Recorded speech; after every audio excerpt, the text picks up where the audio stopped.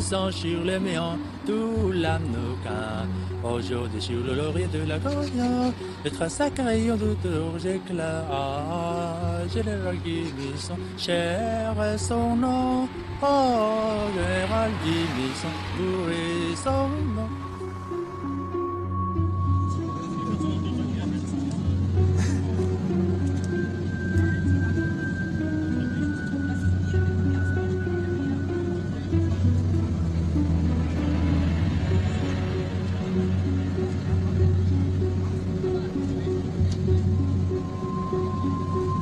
Ce n'est pas un voyage comme les autres.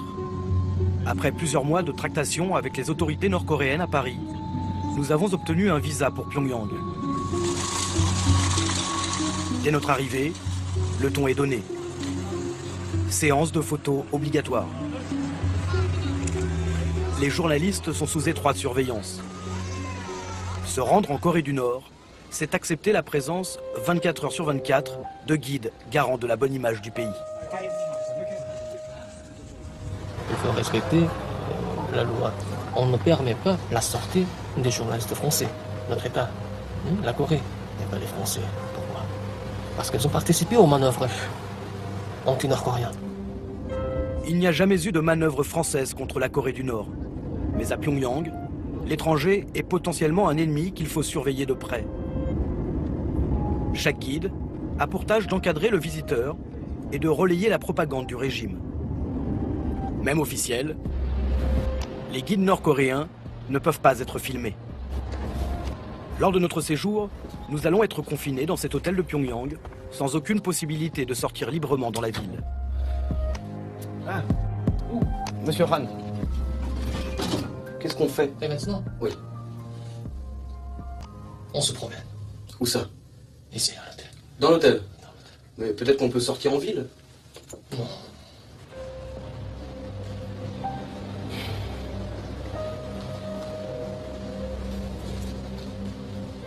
Après avoir erré plusieurs heures dans le hall de l'hôtel, notre première sortie est enfin autorisée. Chaque déplacement est programmé à l'avance et sert les objectifs de la propagande. La maison natale du fondateur de la nation rappelle aux étrangers les actes héroïques du président Kim Il-sung et permet d'installer la légende familiale. Dès l'âge de 14 ans, le président Kim Il-sung a quitté sa maison natale. Il était très déterminé à ne pas revenir tant que notre pays ne serait pas devenu indépendant. Pendant 20 ans, notre président a mené une lutte armée contre les Japonais jusqu'à sa brillante victoire et il a finalement réussi à libérer notre pays. Des centaines de militaires nord-coréens sont en pèlerinage obligatoire pour honorer la mémoire du président éternel. Du grand-père Kim Il-sung à l'actuel dirigeant, son petit-fils Kim Jong-un, les leaders ne font qu'un dans le discours officiel. À présent, nous devons respecter le camarade Kim Jong-un comme notre commandant suprême. Il est exactement comme le président Kim Il-sung et le grand général Kim Jong-il, dans ses idées, sa direction et son humanité.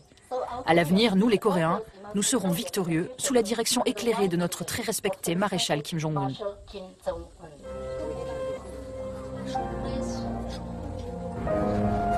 Nous avons été autorisés à nous rendre à Pyongyang pour filmer les nouvelles infrastructures de la capitale. Les autorités veulent effacer l'image habituellement attachée à ce pays. Régime totalitaire, dynastie familiale et brutale répression. Cet hôpital flambant neuf est un moyen de communication idéal pour le régime. Le 3 novembre dernier, le maréchal Kim Jong-un est venu visiter notre hôpital. Il était très content. Il a dit qu'il avait l'impression de rentrer dans un palais. Regardez le lustre accroché ici, c'est notre emblème. Il représente le sein d'une femme. Voici la chambre qui a été visitée par notre vénéré maréchal Kim Jong-un le 3 novembre 2012. Entrez.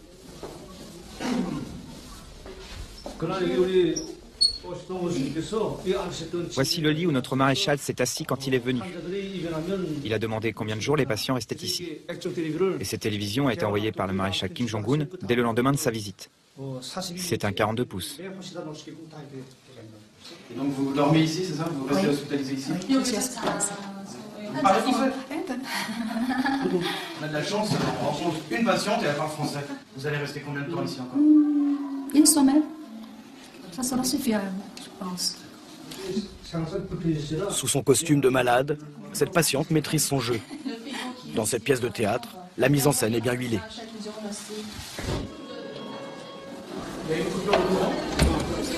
Mais la réalité prend vite le dessus. Ça arrive souvent, les pannes de courant.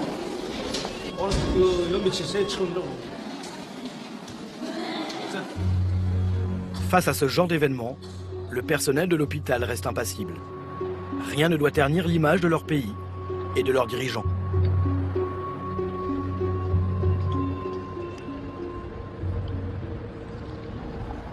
Comme je vous ai dit ce matin, notre pays est un État belligérant avec les États-Unis, le Japon, la Corée du Sud. Oui. Vous connaissez bien, vous le connaissez bien, oui. Alors, il faut beaucoup de soldats, beaucoup de militaires pour défendre la patrie. La tension est toujours présente dans la péninsule coréenne. Le commandant suprême Kim Jong-un, il est très jeune, vous connaissez bien, il a déclaré, si les ennemis osent allumer même une mèche de la guerre, la Corée infligera un coup mortel et décisif pour réunifier la patrie. Oui. La réunification de la patrie est le vœu ardent des Coréens, de tous les Coréens. Ce désir de réunification date de la fin de la guerre de Corée en 1953. La péninsule est alors séparée en deux pays, mais aucun traité de paix n'est signé. Les deux Corées sont officiellement encore en guerre. La Corée du Nord a depuis été dirigée par Kim Il-sung jusqu'en 1994, puis par son fils, le général Kim Jong-il, mort le 17 décembre 2011.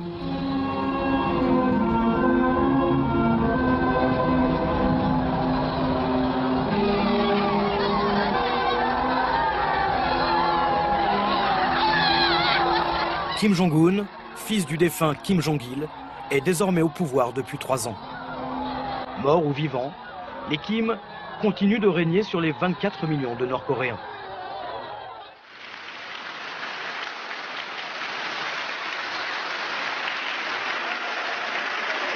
La famille Kim est la première dynastie communiste de l'histoire. Le nouveau dirigeant est présenté au peuple comme un successeur naturel. Âgé d'à peine 30 ans, Kim Jong-un reçoit rapidement le titre de commandant suprême puis de maréchal et consolide son pouvoir. À son arrivée à la tête du régime, Kim Jong-un avait suscité un espoir au sein de la population.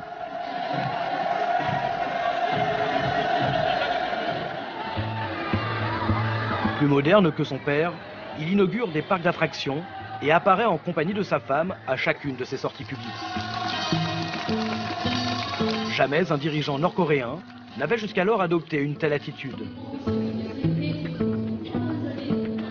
Kim Jong-un cultive son image jusqu'à sa posture physique, rappelant celle de son grand-père Kim Il-sung. La propagande a désormais intégré le troisième homme fort de la nation nord-coréenne. Le dirigeant est le cerveau de cette nation et son peuple en est le corps. Cet autre guide est là pour nous le rappeler. Notre maréchal Kim Jong-un, il est exactement pareil que le général Kim Jong-il dans sa vertu humaine, dans sa direction politique et dans son idéologie. Donc tout le peuple le respecte et le vénère. Le discours des guides est toujours le même. Sous Kim Jong-un, la dévotion au leader reste donc religieuse. Comme tous les étrangers de passage, nous sommes dans l'obligation de nous plier aux exigences du régime.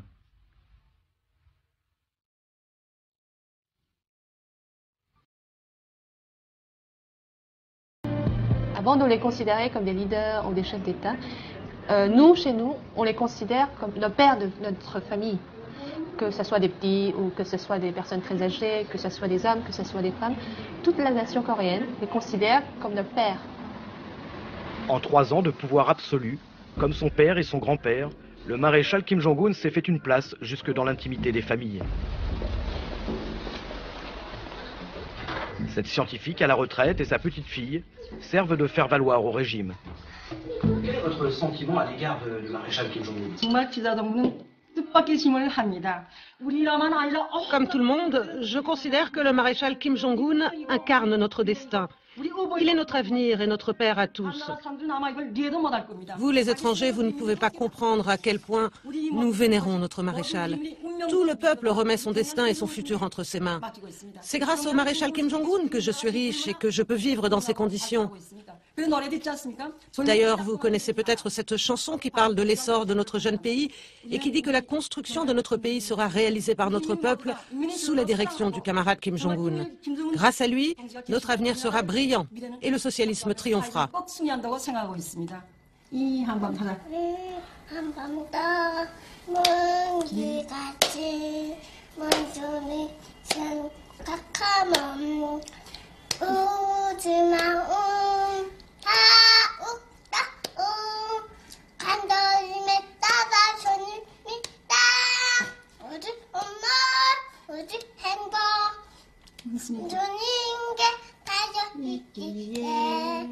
아침 저녁 서원은 하나 원수님의 안녕입니다. Vous voyez, même les petits-enfants, le maréchal leur manque et donc ils le saluent en chantant. Votre petite fille, qui vient de chanter, elle a 2 ans. Qu'est-ce que vous lui souhaitez pour l'avenir? Dans quel pays elle va vivre? Je suis certaine qu'elle vivra dans un pays fort et prospère qui reflètera la puissance du mont Paektu. Je suis sûre qu'elle vivra dans un monde où elle n'aura rien à envier aux autres. Elle est déjà dans une bonne crèche et elle va fréquenter le lycée et l'université gratuitement. Nous espérons qu'elle deviendra une scientifique, comme son grand-père. Et nous voulons qu'elle contribue au développement de notre pays, aux sciences et aux technologies, sous la direction de notre maréchal Kim Jong-un.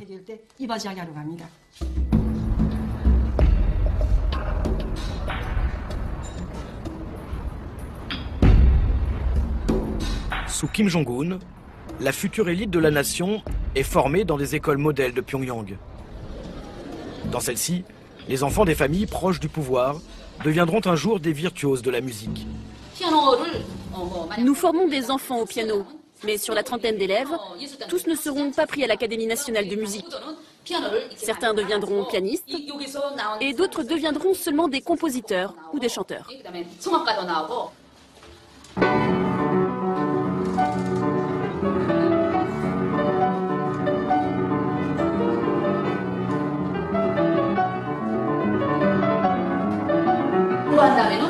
Dans notre maternelle, ces étoiles rouges sont des récompenses données aux enfants s'ils travaillent bien. Quand ils voient ces étoiles, ça leur donne envie de s'enrôler dans notre armée.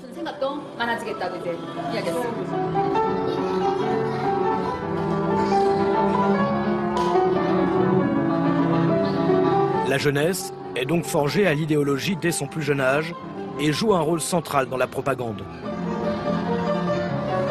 Ces enfants doivent attendrir. Ils sont choyés et bien nourris. Ce sont les privilégiés du régime, les garants de sa pérennité.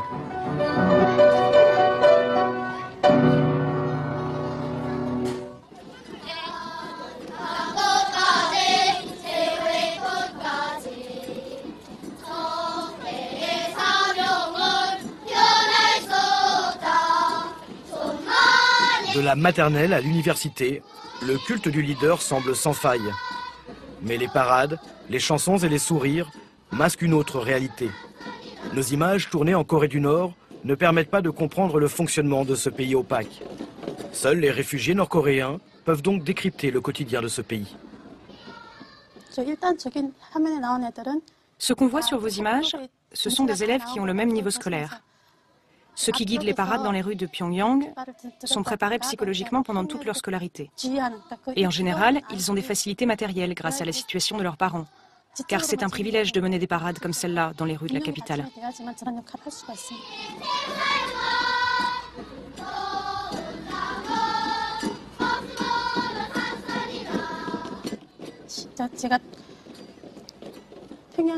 La différence entre les enfants de Pyongyang et ceux de la campagne, c'est la taille des élèves.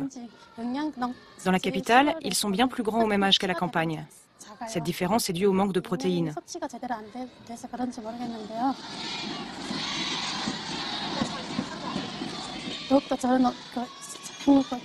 Aujourd'hui, il y a plein de nouvelles chansons à la gloire de Kim Jong-un inculquées aux enfants. Nos parents eux-mêmes nous les enseignent. Si les enfants chantent des chansons qui vont à l'encontre du socialisme nord-coréen, ils sont critiqués devant les autres.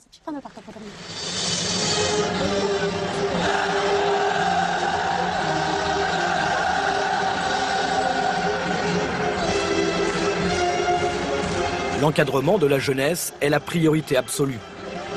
Au cœur de cet enseignement figure un patriotisme exacerbé.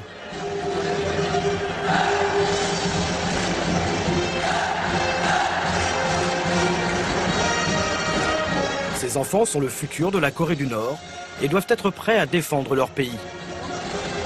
À travers l'organisation de spectacles de masse, la Corée du Nord peut exalter son sentiment de puissance. Ces 20 000 jeunes participants sont tous issus des familles les plus fidèles au régime.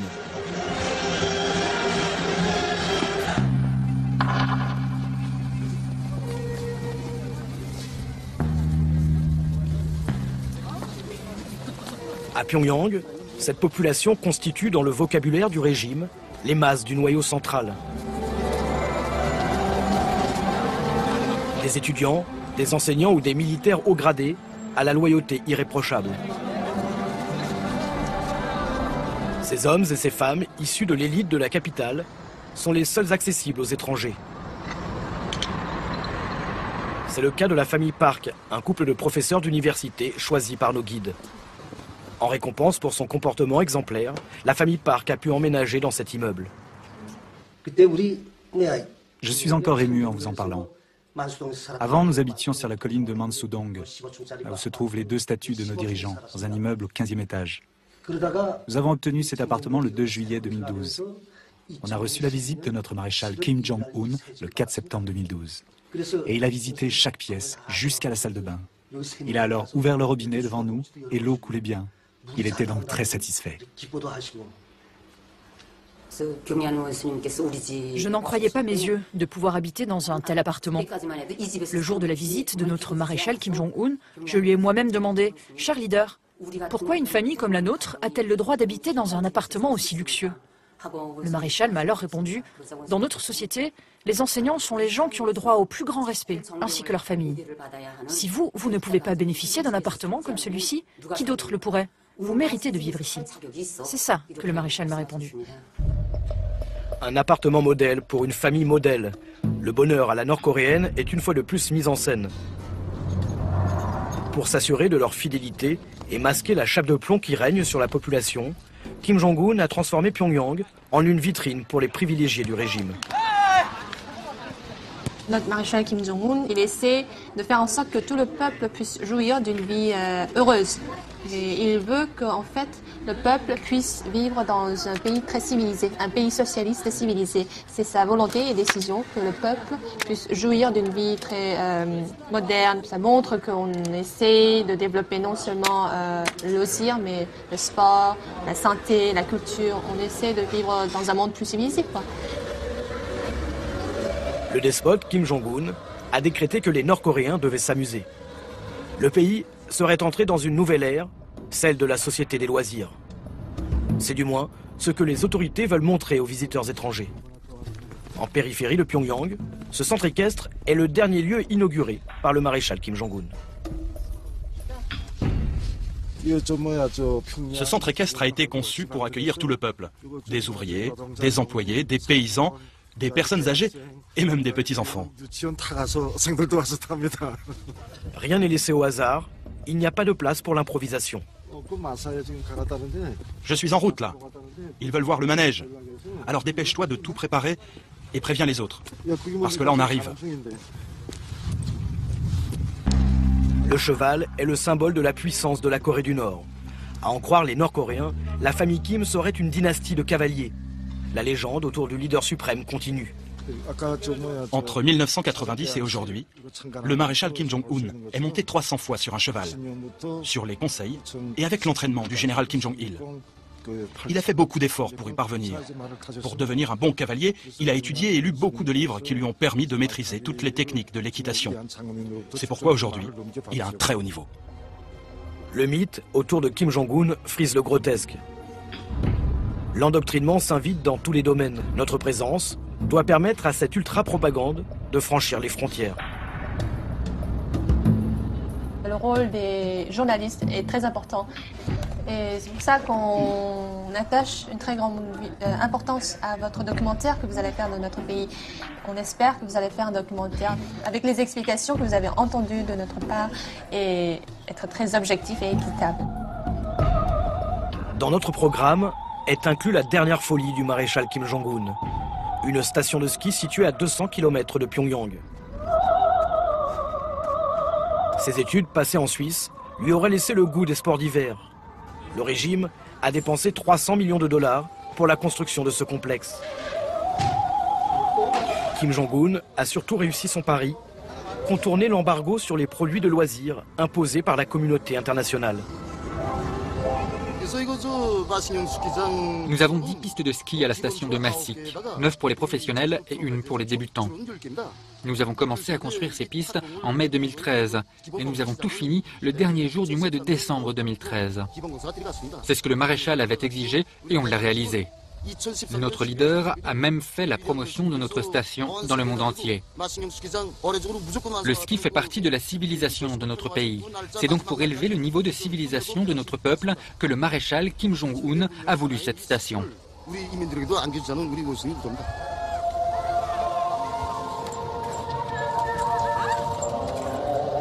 Mais qui donc en Corée du Nord peut s'offrir le luxe de séjourner ici?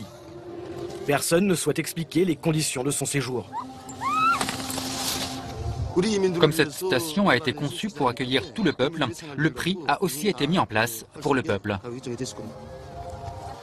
Au pays du socialisme du maréchal Kim Jong-un, la question de l'argent reste un tabou. Seuls 5000 Nord-Coréens auraient aujourd'hui les moyens de profiter de cette station.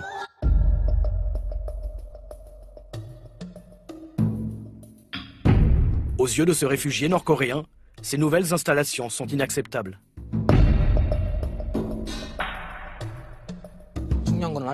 Tout ça est bien ridicule. Les gens meurent de faim, donc toutes ces infrastructures, ce sont pour les gens riches de Pyongyang. Les autres n'en ont rien à faire. La réalité, c'est que les gens souffrent en Corée du Nord.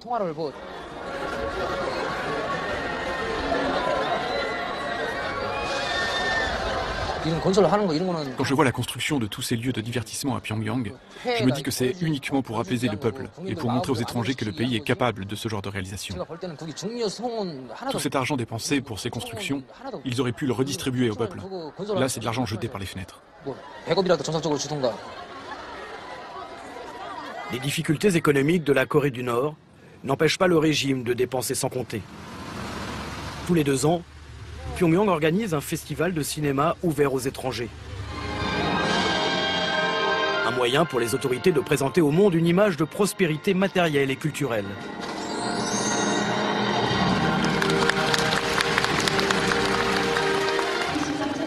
Nous déclarons ouvert le 13e Festival international du film de Pyongyang. Les films et les dessins animés sont bien sûr consensuels. L'ouverture sur l'étranger a ses limites. Et l'hommage aux dirigeants n'est jamais loin. Cet événement est d'autant plus important qu'il a lieu grâce à l'intérêt et l'amour que porte notre maréchal Kim Jong-un au cinéma. Vous allez voir des films tout à fait nouveaux dans leur forme et leur contenu. Le cinéma nord-coréen occupe une place centrale dans la propagande. Il sert à éduquer avant même de divertir.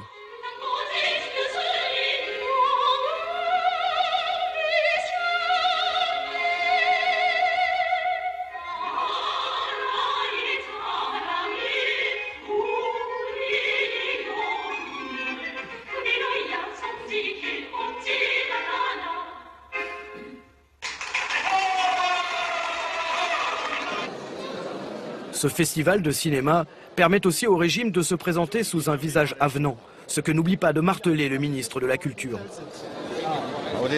Nous voulons l'indépendance, l'amitié et la paix entre les peuples. Pour le monde entier? Oui, pour le monde entier.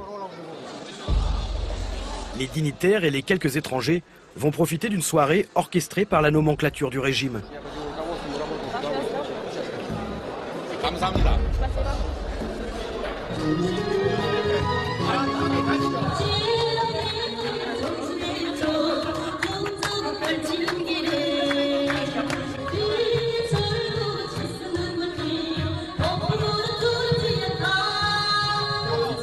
Mais derrière les apparences d'une Corée du Nord souriante et opulente, le régime continue d'encadrer la vie de chaque habitant.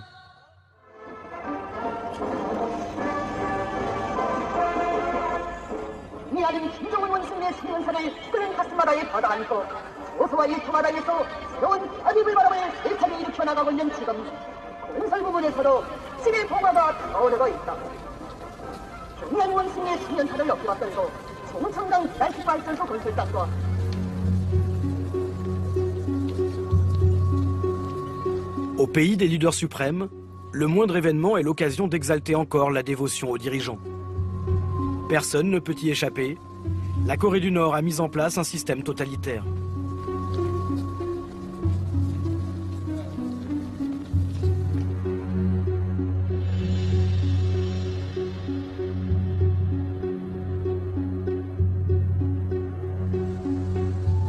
À l'occasion du 60e anniversaire de la fin de la guerre de Corée, la population de Pyongyang est réquisitionnée pour célébrer son armée. Notre général Kim Jong-il avait dit qu'on peut se passer des bonbons, mais qu'on ne peut pas se passer des balles de fusil pour sauvegarder notre pays. Le discours de cette guide est inspiré de la politique de Songun, élaborée par l'ancien leader Kim Jong-il. Cette doctrine donne la priorité à l'armée dans la construction du socialisme nord-coréen.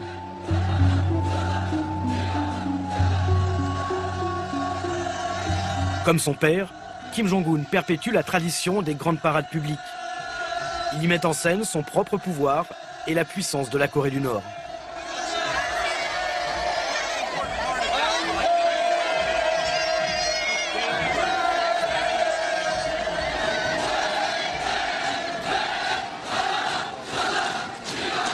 L'armée est le premier pilier du régime. 1 million de Nord-Coréens y sont aujourd'hui enrôlés. Un tiers de la population est réserviste.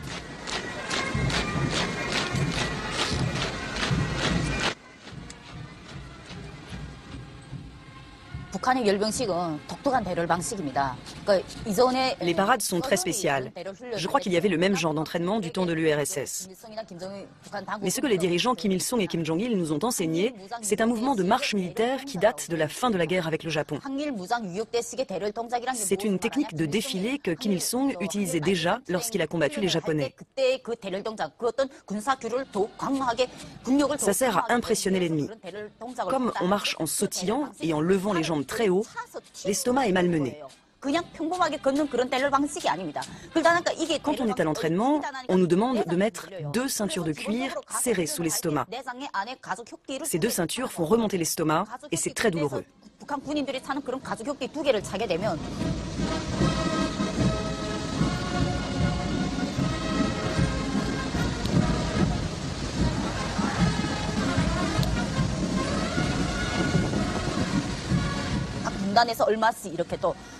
Moi, j'ai participé aux entraînements pour ces défilés en tant qu'étudiante de l'université militaire.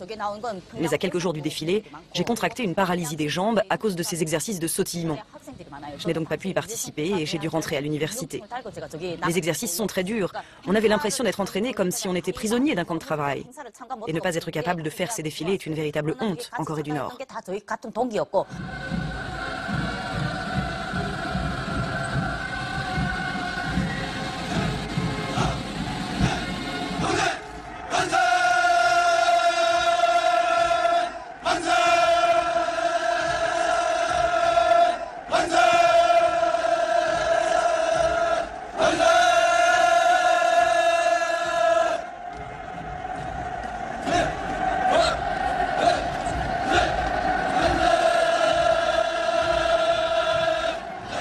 Pour asseoir sa légitimité sur l'armée et le parti, Kim Jong-un s'est inspiré des heures les plus sombres du stalinisme. Au mois de décembre 2013, le jeune dictateur a entamé une violente purge au sommet de l'État. Tous les dignitaires lui faisant de l'ombre ont été brutalement écartés, à commencer par son oncle, John Santek, très influent au sein du régime. 조선민주주의인민공화국 국가안전보위부 특별군사재판소는 비소자 장성택이 적들과 사상적으로 동조하여 우리 공화국의 인민 주권을 뒤집을 목적으로 감행한 국가 전복 음모 행위가 공화국 형법 제60조에 해당하는 범죄를 구성한다는 것을 확증하였으며 흉악한 정치적 야심과 음모가이며 만고역적인 장성택을 혁명의 이름으로 인민의 이름으로 전열이 단죄 규탄하면서 공화국 형법 제60조에 따라 사형에 처하기로 판결하였다. 판결은 즉시에 집행되었다. Jean Santec sera fusillé pour officiellement avoir fomenté un coup d'État. On le disait surtout trop impliqué dans des activités commerciales avec la Chine. L'espoir d'un assouplissement du régime s'est définitivement éteint. Kim Jong-un s'est affirmé comme un chef de guerre. Ses directives, souvent belliqueuses, sont appliquées à la lettre par les soldats nord-coréens. Après l'installation du régime de Kim Jong-un, l'entraînement est devenu de plus en plus intense. Il était déterminé à écraser la Corée du Sud par la force. Il a donc insisté sur les armes dont on se servait en nous ordonnant d'utiliser toutes nos munitions à chaque entraînement. Je me souviens que les directives ont changé à son arrivée. On devait se rendre de plus en plus souvent dans les montagnes pour s'entraîner, parfois jusqu'à 2 ou 3 fois par semaine. Et puis, tout a changé au niveau de notre matériel militaire. On a reçu rapidement de nouvelles balles beaucoup plus performantes, capables de percer des chars ou des plaques métalliques. Je crois que Kim Jong-un veut prouver aux Coréens qu'il est capable de se préparer à la guerre contre la Corée du Sud.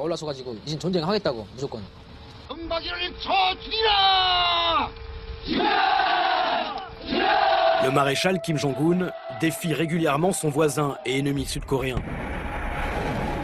La rhétorique guerrière du régime est suivie d'actes de provocation comme des essais nucléaires ou des manœuvres militaires.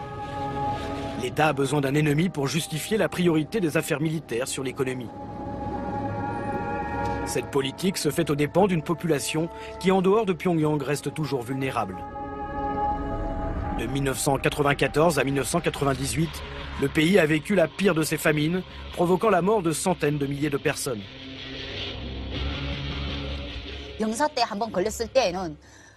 À cette époque, j'étais soldat et j'ai eu de graves problèmes de santé. J'avais perdu beaucoup de poids. Je me souviens qu'en face de ma caserne, il y avait une ferme qui livrait de la nourriture à des cellules du Parti du Travail. Je suis allé voir le gardien de la ferme et je l'ai supplié de me donner des pommes. Je lui ai dit « Donnez-moi une pomme avant que je ne meure de faim ». Il m'a alors répondu « Tu peux manger ici ce que tu veux, mais tu ne peux rien emporter, car sinon tous les autres soldats vont venir et tes supérieurs vont te confisquer la nourriture ». J'ai fini par me nourrir d'une pomme le matin et d'une pomme le soir, pendant plusieurs mois.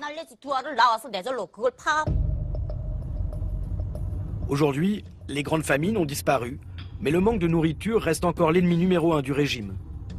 Un tiers de la population du pays souffre de malnutrition et dépend encore du système de distribution publique. L'État achète de la part des paysans des céréales, de l'aliment à des prix. Et puis il les redistribue à toute la population. Donc c'est selon le nombre des membres de famille. Et s'il y a des adultes, on donne beaucoup plus qu'à la famille où il y a des enfants. Le régime reste incapable de nourrir sa population, mais veut nous convaincre du contraire. Notre voyage se poursuit donc par la visite d'une ferme, bien entendu modèle. Ici, ce sont les détails historiques des visites de notre général Kim Jong-il, qui est venu à 15 reprises dans notre ferme pour nous donner de nouvelles instructions. Quand il est venu, il a permis, grâce à ses conseils, l'amélioration de la production. Il était très satisfait. Notre général a dit qu'à l'origine, la terre était mauvaise, mais que les paysans avaient bien travaillé et permis l'augmentation de la production. Le général Kim Jong-il a lui-même dit que notre ferme devait devenir un modèle pour tout le pays. Cette ferme modèle a des allures de ferme fantôme. Selon son directeur, 850 paysans travailleraient ici. Mais nous n'en verrons aucun. C'est avec cette serre délabrée que le régime entend nous persuader de la modernité de son agriculture. En fait, la production est principalement pour les habitants des environs. Ce n'est pas nous qui nous occupons du nombre de personnes à qui nous distribuons les légumes. On a une organisation au-dessus de nous qui se charge de calculer et de nous donner les directives de production pour l'année. Les objectifs de récolte fixés par les autorités sont inatteignables. Pour aider les paysans, le régime s'inspire du modèle maoïste et envoie l'armée dans les campagnes. Dès la fin de l'entraînement, on part à la campagne travailler avec les paysans. C'est souvent de l'aide au repiquage du riz et à la plantation du maïs. Chaque régiment est réparti dans les fermes qui sont autour de ces casernes. Les supérieurs nous disent par exemple, telle caserne, vous êtes envoyé dans telle ferme. À la fin de la récolte du maïs, vers fin octobre, début novembre, on rentre dans nos baraquements et on recommence les entraînements militaires d'hiver. En mars 2012, Kim Jong-un a lancé une réforme autorisant les paysans à gérer la moitié de leur production. Mais le manque d'engrais et d'outils agricoles ne permet toujours pas au pays d'être autosuffisant. Cet idéal fondateur reste hors de portée.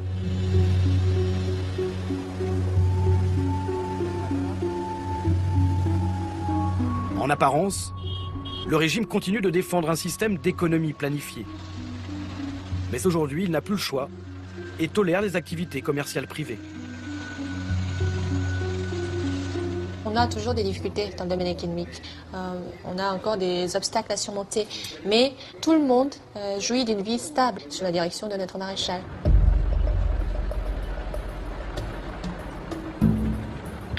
Le régime réussit à maintenir cette stabilité en coupant la population du monde extérieur.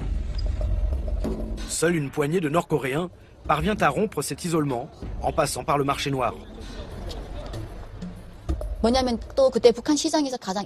y a des intermédiaires qui traversent régulièrement le fleuve Tumen à la frontière chinoise et rapportent de la marchandise.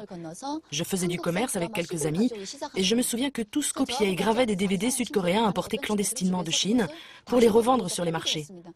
En Corée du Nord, se procurer ce genre de DVD est totalement interdit et va à l'encontre du régime et de la loi. C'est même très dangereux d'en posséder. Mais quand il y a un peu moins de contrôle, le soir, les amis et les familles se réunissent vers 22-23 heures jusqu'à l'aube et discrètement, ils en profitent pour regarder ces séries.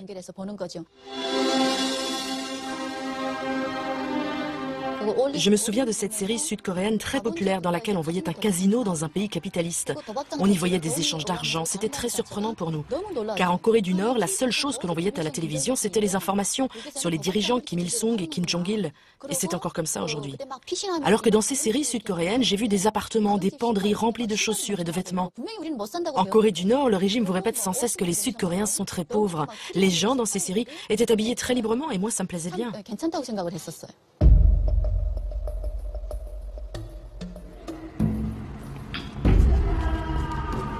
Selon ces réfugiés, la nouvelle élite marchande pourrait déclencher des changements à l'intérieur du pays. Le contrôle de la population s'est donc renforcé depuis l'arrivée au pouvoir de Kim Jong-un.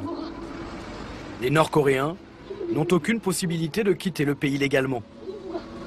Malgré les risques, beaucoup tentent de franchir clandestinement la frontière avec la Chine.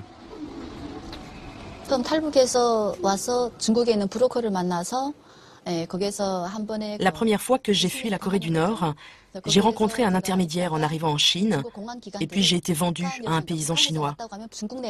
Quand on est sur le sol chinois, on est considéré comme un clandestin et pas comme un réfugié.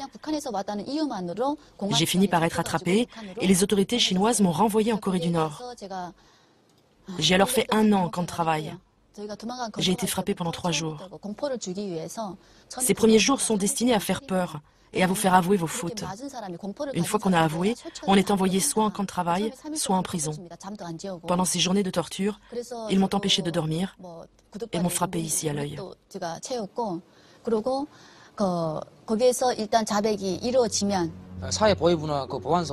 Quand j'étais garde-frontière sur le fleuve Tumen, j'étais chargé d'arrêter les fugitifs. On était posté par groupe de 3 le long de la frontière chinoise. Quand on arrêtait un fugitif, on amenait le prisonnier à notre poste de surveillance. Là, on déclarait l'heure et la date à laquelle on avait attrapé la personne. Ensuite, le fugitif était interrogé par notre chef, puis transféré au département de la sécurité. Si le prisonnier était affamé, on pouvait l'épargner. Sinon, il était envoyé directement en camp de travail ou en prison. Moi, je ne faisais que transmettre ces gens à mes supérieurs. À chaque fugitif attrapé, on recevait des récompenses. J'ai arrêté environ 8 personnes qui tentaient de fuir et de passer le fleuve Tumen pour la Chine. Pour un fugitif capturé, on reçoit une médaille. Si on en capture 5, dans la même année, on est autorisé à rentrer au parti du travail. On nous donne alors des prix et même des congés pour qu'on puisse rentrer chez nous.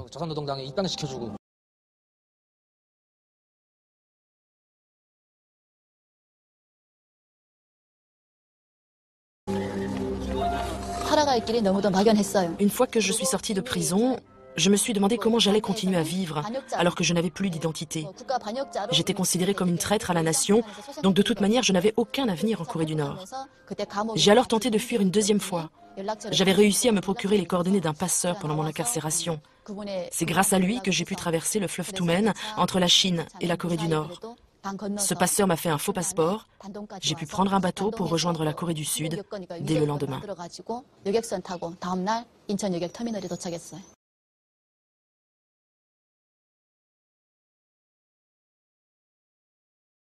Des autorités et les difficultés économiques ont contraint plus de 200 000 Nord-Coréens à fuir leur pays. 25 000 ont pu rejoindre. L'accession au pouvoir du maréchal Kim Jong-un n'a pas changé la nature du régime. Le décalage entre la réalité du pays et l'image qu'il voudrait donner n'a jamais été aussi flagrant.